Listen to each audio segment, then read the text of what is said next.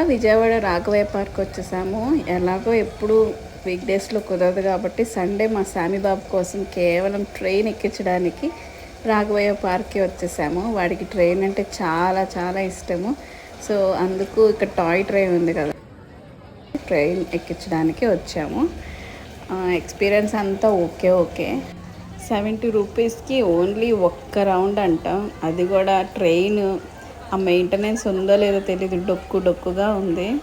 మైసూర్లో ఒక train park ఉంటుంది, దాంట్లో టాయ్ ట్రైన్ అయితే సూపర్ అంటే సూపర్ ఉంటుంది.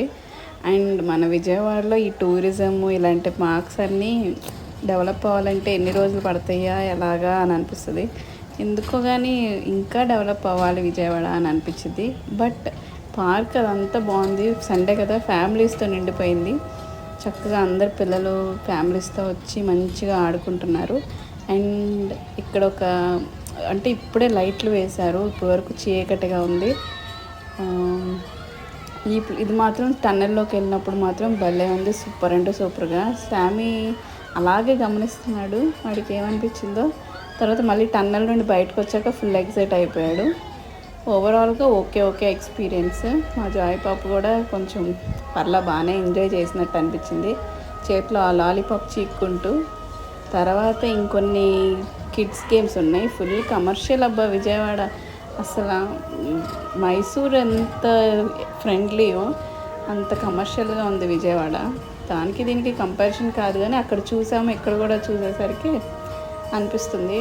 ఏ గేమ్ అయినా కానీ ఫుల్ కమర్షియల్గా అసలు మరీ డబ్బులు మింగేస్తున్నారు అనిపిస్తుంది.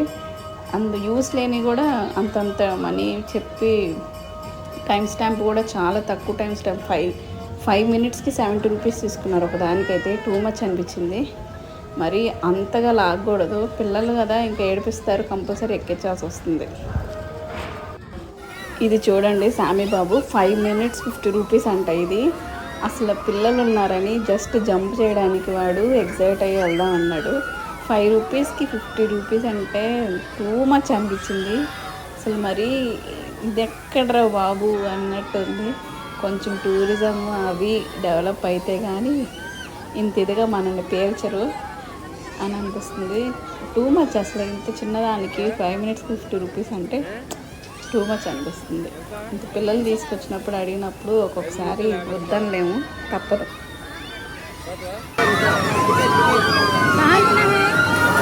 ₹50